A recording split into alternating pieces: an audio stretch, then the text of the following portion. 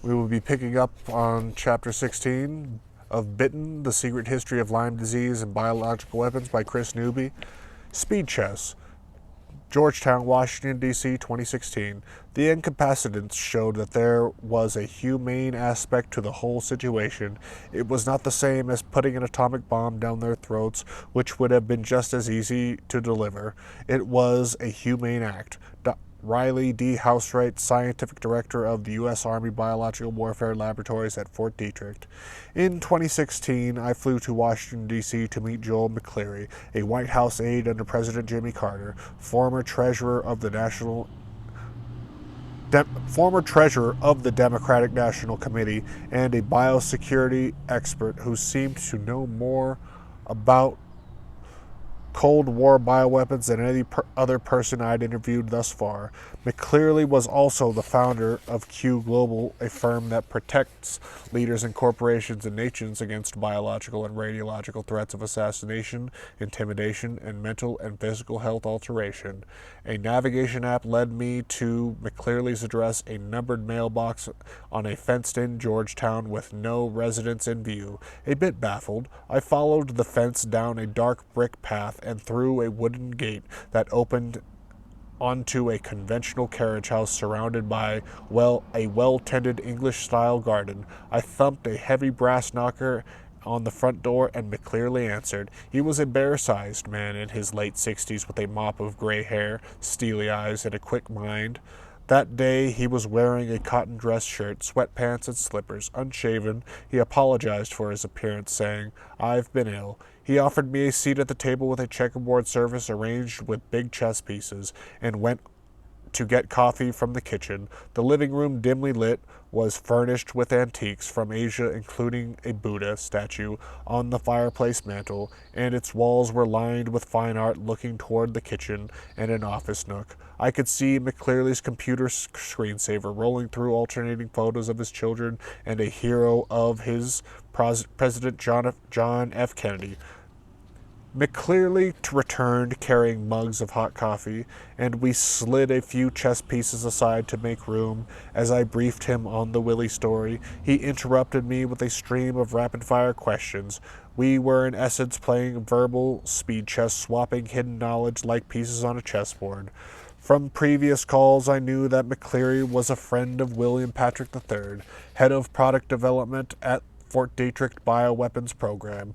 Patrick had told McCleary that America's first deployable incapacitating biological weapon was an aerosolized mix of a toxin, a virus, and a bacterium designed to create a prolonged period of incapacitation across a population.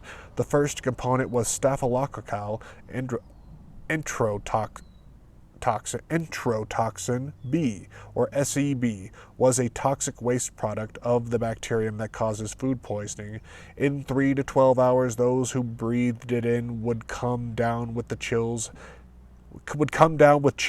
headache, muscle pain, coughing, and a fever as high as 106 degrees Fahrenheit. The second component, Venezuelan equine encephalitis virus, would in 1 to 5 days cause a high fever and weakness and fatigue lasting for weeks. The third component, Q fever, would cause debilitating flu-like symptoms for weeks to months, including fever, chills, fatigue, and muscle pain. Q fever could be chronic and sometimes even fatal.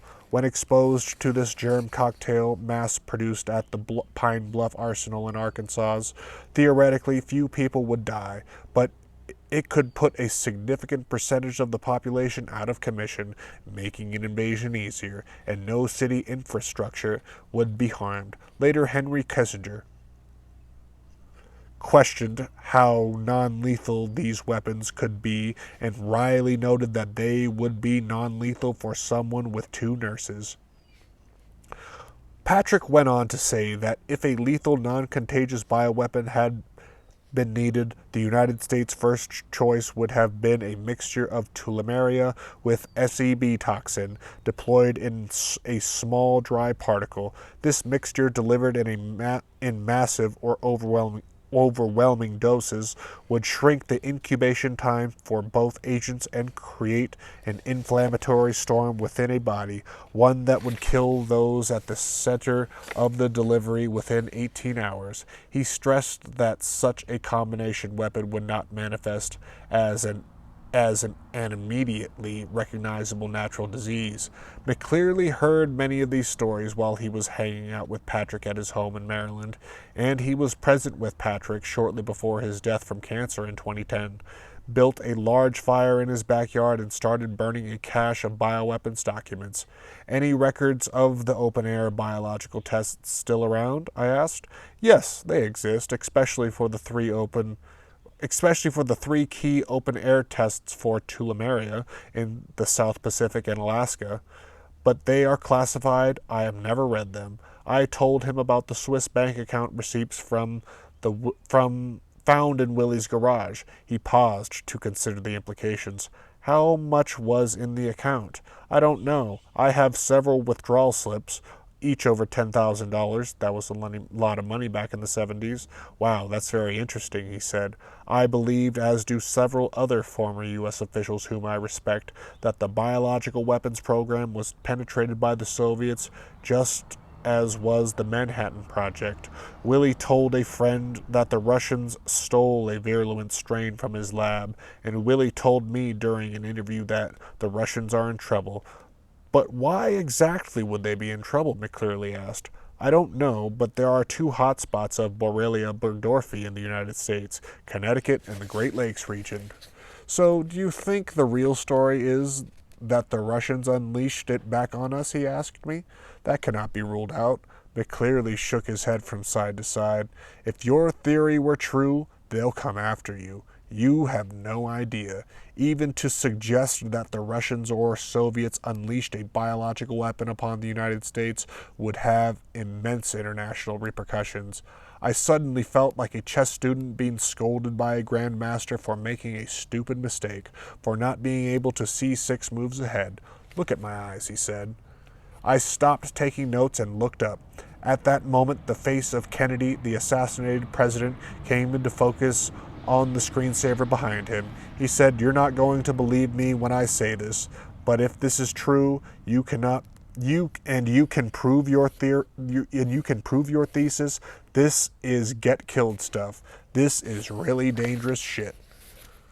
And we'll pick up on the next chapter. I got something to do.